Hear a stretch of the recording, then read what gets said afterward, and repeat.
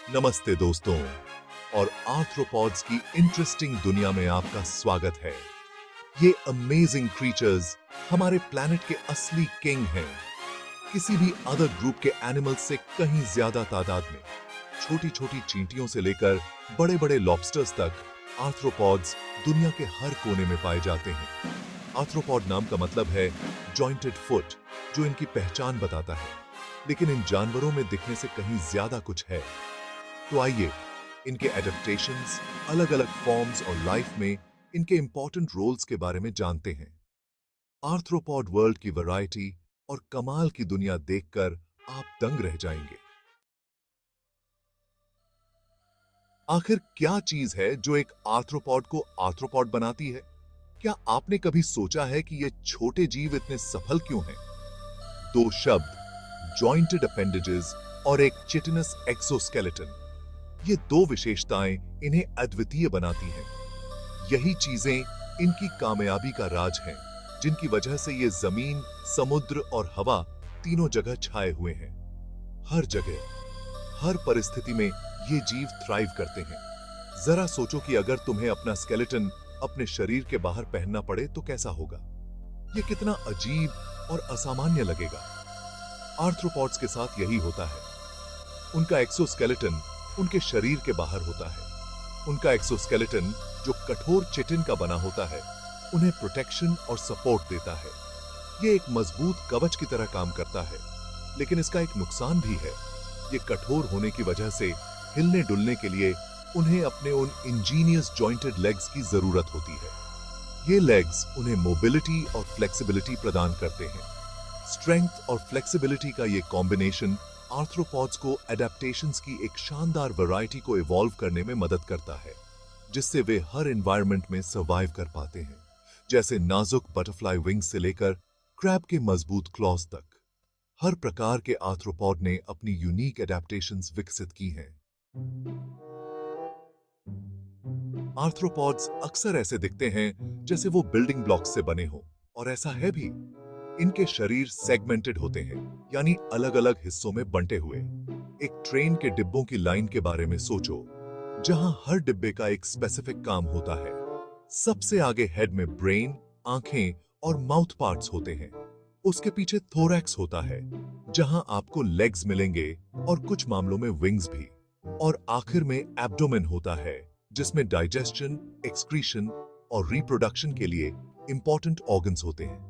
ये सेगमेंटेशन सिर्फ ऑर्गेनाइजेशन के लिए नहीं है, ये स्पेशलाइजेशन के लिए भी है।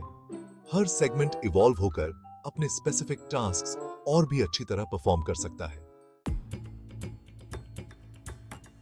आर्थ्रोपॉड्स भले ही छोटे हों, लेकिन उनके पास ब्रीदिंग, फ्लूइड्स को सर्कुलेट करने और वेस्ट निकालने के लिए कॉम्प्लेक्स सिस्टम्स होते हैं।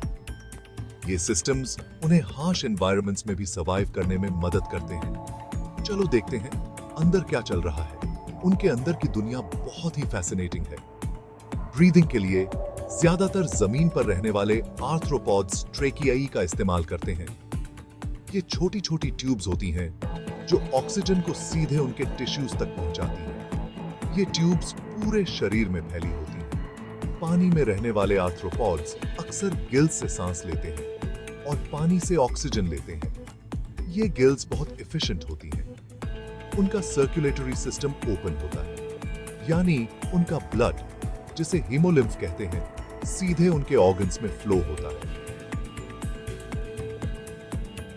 ये सिस्टम उन्हें एनर्जी एफिशिएंटली डिस्ट्रीब्यूट करने में मदद करता है। एक सिंपल हार्ट हीमोलिम्फ को पूरे बॉडी कैविटी में पंप करता है। ये हार्ट बहुत ही पावरफुल होता है। वेस्ट रिमूवल का काम मैल्पिगियन ट्यूब्यूल्स जैसे स्पेशल ऑर्गन्स करते हैं, जो हीमोलिम्फ से वेस्ट को फिल्टर करते हैं। ये ट्यूब्यूल्स बहुत ही एफिशिएंट होते हैं। ये मिनिएचराइजेशन का एक कमाल है। इतने छोटे आकार में इतने कॉम्प्लेक्स सिस्टम्स होना वाकई अद्भुत है।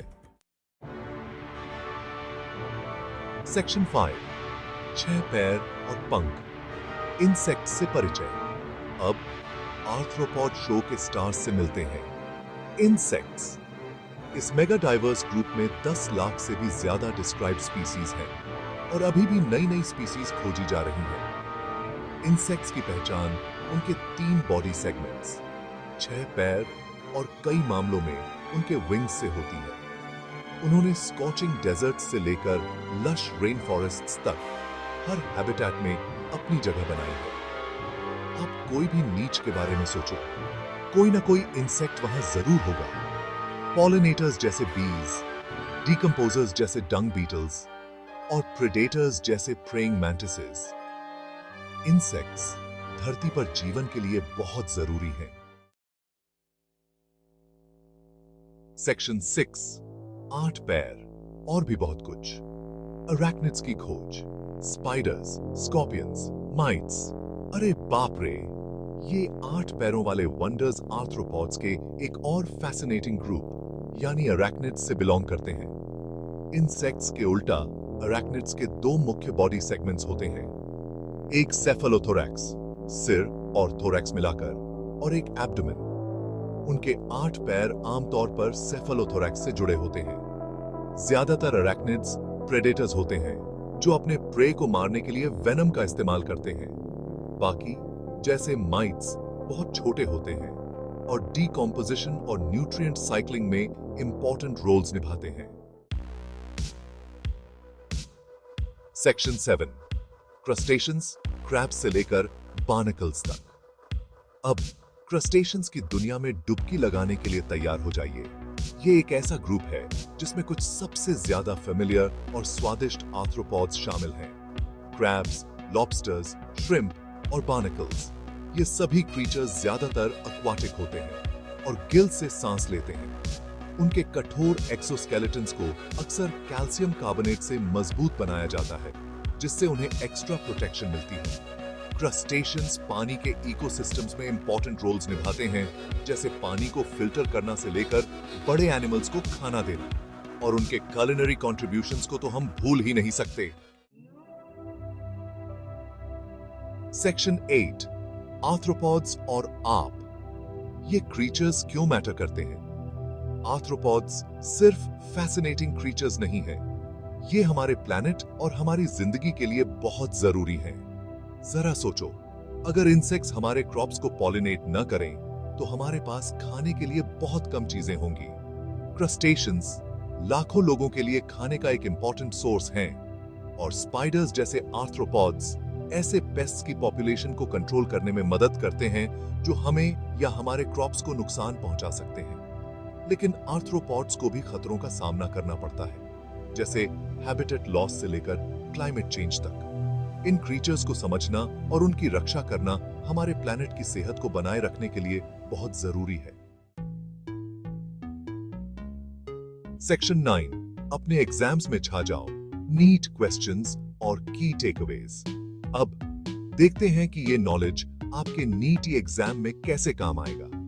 आपको आर्थ्रोपॉड्स की कैरेक्टरिस्टिक्स, उनके क्लासिफिकेशन या उनकी इकोलॉजिकल इंपॉर्टेंस के बारे में क्वेश्चंस मिल सकते हैं। इन की पॉइंट्स को याद रखें। जॉइंटेड अपेंडेजेस और एक चाइटिनस एक्सोस्केलेटन उनकी डिफाइनिंग फीचर्स हैं। बॉडी रीजन्स का सेगमेंटेशन और स्पेशलाइजेशन उनकी कामयाबी के लिए बहुत जरूरी है। इंसेक्ट्स, अरैक्निड्स और क्रस्टेशियंस प्रमुख ग्रुप्स हैं जिनकी अलग-अलग फीचर्स हैं। आर्थ्रोपॉड्स इकोसिस्टम्स और ह्यूमन सोसाइटीज में वाइटल रोल्स निभाते हैं। इन कॉन्सेप्ट्स को समझकर आप नीट एग्जाम में आर्थ्रोपॉड रिलेटेड किसी भी क्वेश्चन को टैकल करने के लिए तैयार होंगे। सेक्शन 10, आर्थ्रोपॉड वर्ल्ड को याद रखना, टिप्स और ट्रिक्स। इस सेक्शन में हम आपको कुछ बेहतरीन टिप्स और ट्रिक्स देंगे जो आपकी लर्निंग को और भी आसान बना देंगे। आर्थ्रोपॉड्स की ज्यादा वैरायटी देखकर डर लग रहा है? चिंता मत करें, हम यहां हैं आपकी मदद के लिए। अपने नॉलेज को मजबूत करने के लिए कुछ टिप्स यहां दिए गए हैं। ये टिप्स आपकी अंडरस्टैंडिंग को और भी गहरा बनाएंगे। फ्लैश कार्ड्स बनाएं। हर ग्रुप की फीचर्स और एग्जाम्पल्स को याद रखने के लिए इमेजेस और कीवर्ड्स का इस्तेमाल करें। फ्लैश कार्ड से आप जल्दी और आसानी से याद कर पाएंगे। डायग्राम्स बनाएं। बॉडी प्लान्स को स्केच करना और सेगमेंट्स को लेबल करना आपकी समझ को और बेहतर बनाएगा। डायग्राम से कॉन्सेप्ट्स और भी क्लियर हो जाएंगे। रियल लाइफ से कनेक्ट करें। उन आर्थ्रोपॉड्स के बारे में सोचें जिनसे आप रोजाना मिलते हैं और ये समझें कि वो बड़ी तस्वीर में कैसे फिट होते हैं। इससे आपकी प्रैक्टिकल नॉलेज भी बढ़ेगी। मटेरियल के साथ एक्टिवली एंगेज करके आप पाएंगे कि आर्थ्रोपॉड्स के बारे में सीखना सिर्फ इंफॉर्मेटिव ही नहीं बल्कि बहुत ही इंटरेस्टिंग है। Happy studying. लर्निंग को फन बनाइए और एंजॉय कीजिए।